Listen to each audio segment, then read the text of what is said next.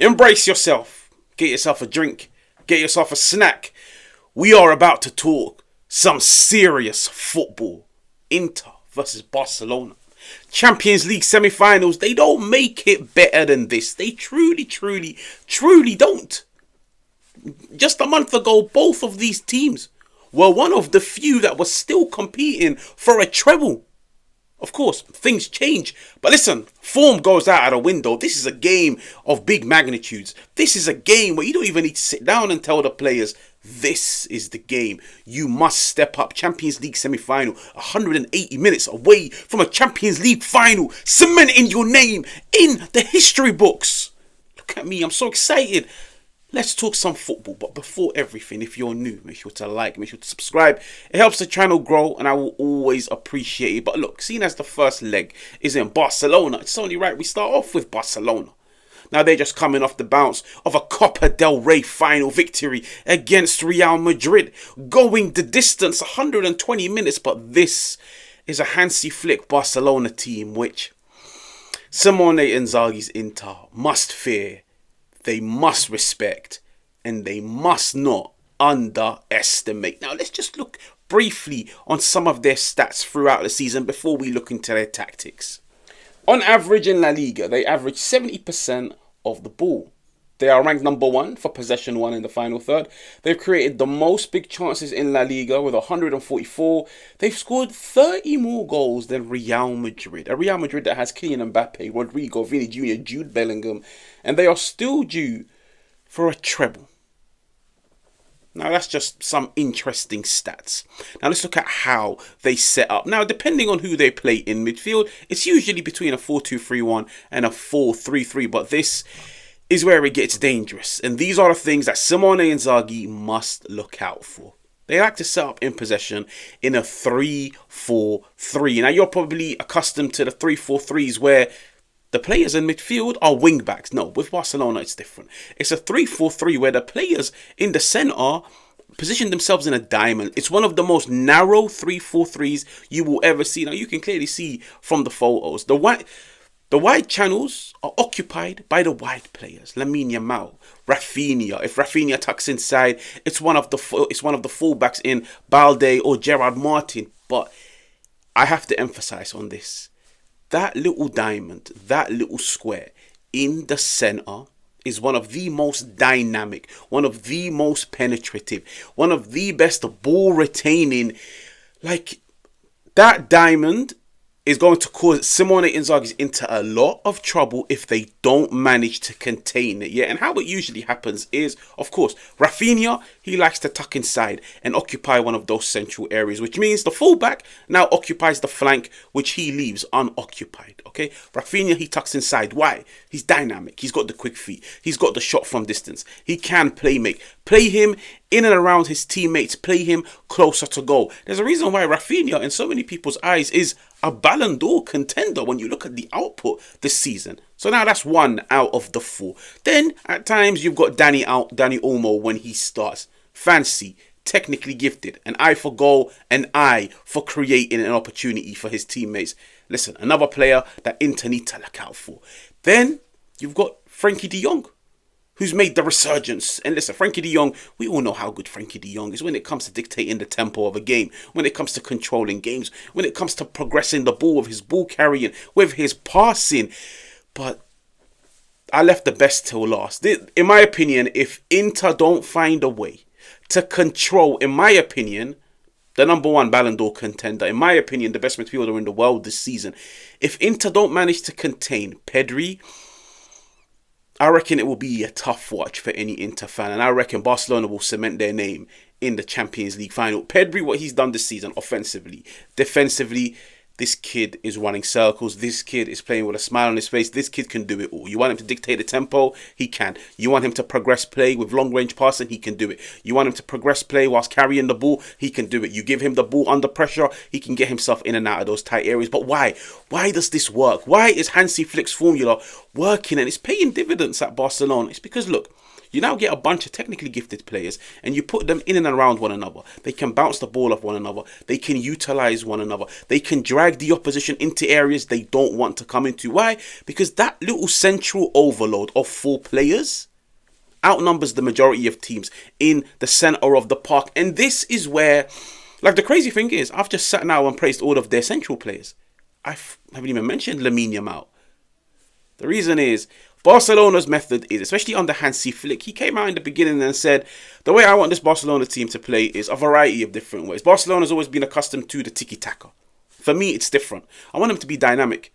If the ball over the top is there, go for it. You don't always have to string 4, 5, 6 passes because that's how you're accustomed to playing. And the Barcelona teams of the past have always played like that. No, I want you to play direct. I want you to play vertical.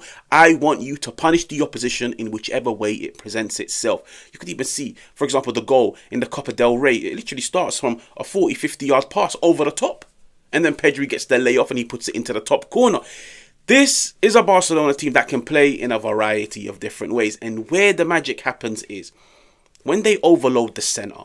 And listen, any team coming up against Barcelona, once you see they're overloading the centre and they're now getting joy in those central areas, you will begin to overload the centre in order to counter it. But where the problem is, they drag you into the centre and then one switch of play into Lamine Yamal. Lamine Yamal, 1v1 in isolation, is probably the best winger in the world. 1v1 in isolation. He must beat his man. He beats them 9 times out of 10.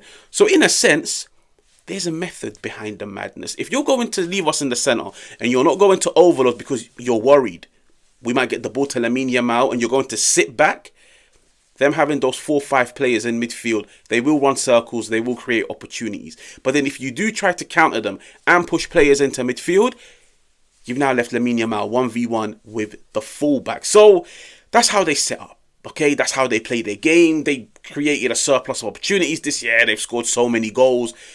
You could make a case they're the most entertaining team to watch in the world. And they're probably favourites to go on to win the treble. But besides that, now off the ball, it's a man-to-man press. It's a high line. Let's just say they don't respect whoever they come up against. They will push the entire team in your half. They will suffocate you. They won't give you time to breathe. They won't give you time on the ball. They go man-to-man. They're intense. They won the ball in the final third, the highest in La Liga. They are a team that's very painful on the ball. And they are a team that can harm you off the ball. But what is their weakness? What is their weakness? Let's now look at Inter. What is their weakness? Their weakness is, in my opinion, they like to defend through their man-to-man. Now, if you beat their man-to-man, their biggest weakness is the fact that some might say they've mastered the offside trap. But listen, the success rate isn't 100%. The Barcelona, the amount of times they've caught teams this season with that offside trap. But at the same time, some teams have gotten joy against them by beating the offside trap. It's all about timing your pass and timing your run. As long as there's that chemistry, that synergy between the player and the runner, you can get a beating because they deploy, statistically, if we were to break it down into meters, Barcelona deployed the highest backline in Europe. The best of teams should exploit that.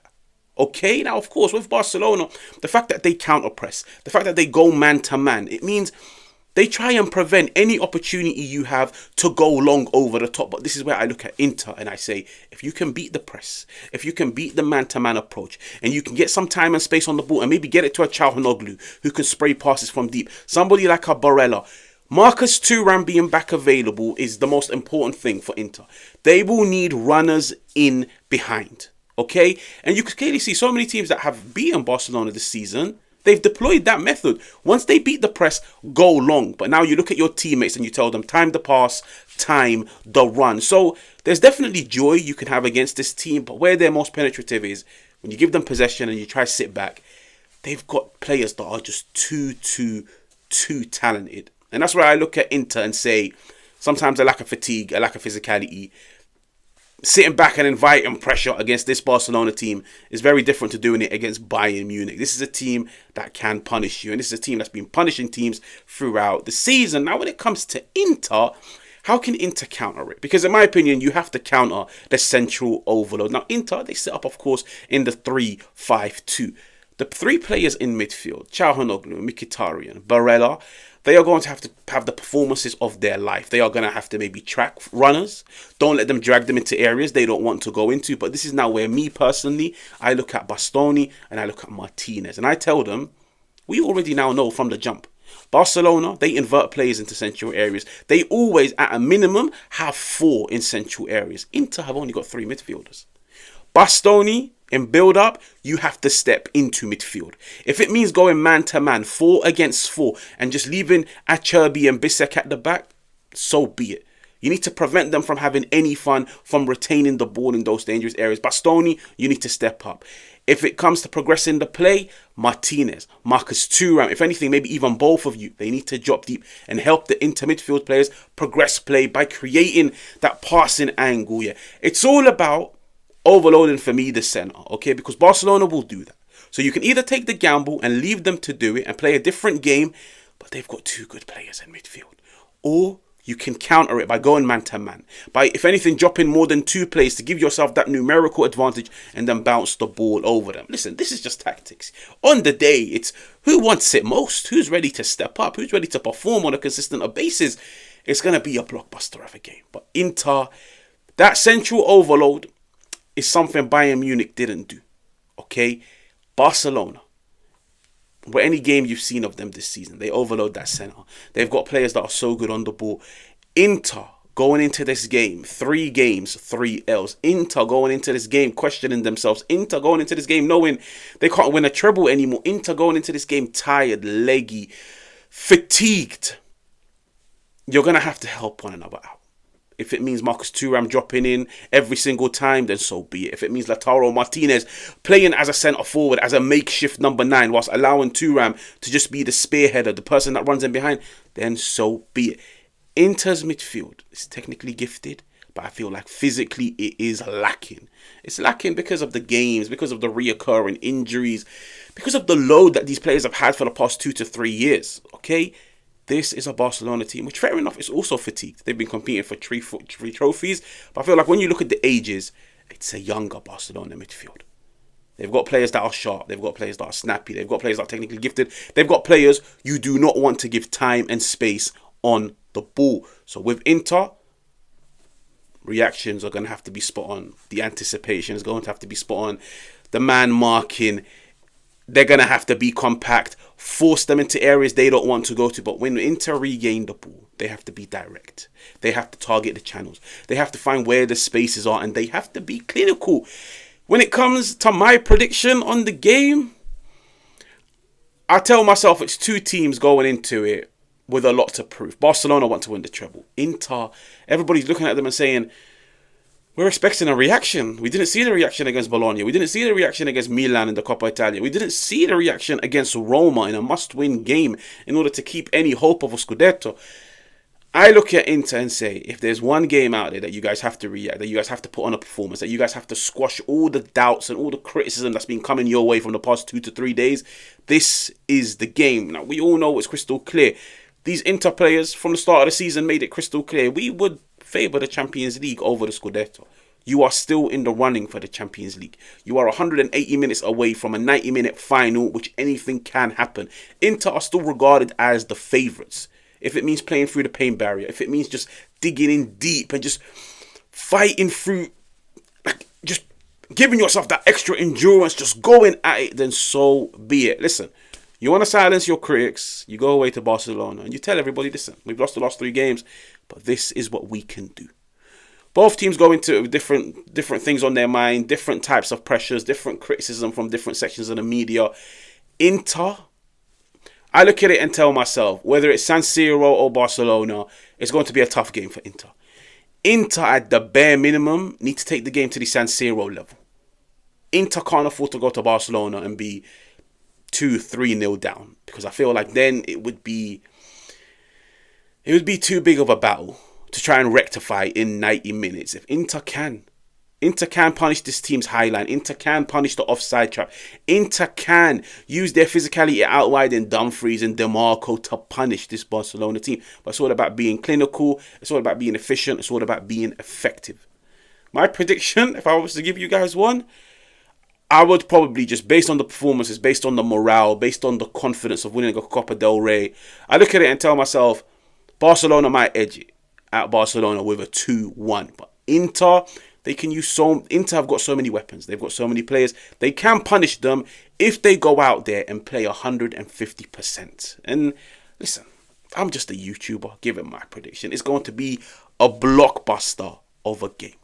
Now, if you're new, make sure to like, make sure to hit the subscribe, and I will catch you guys on another one.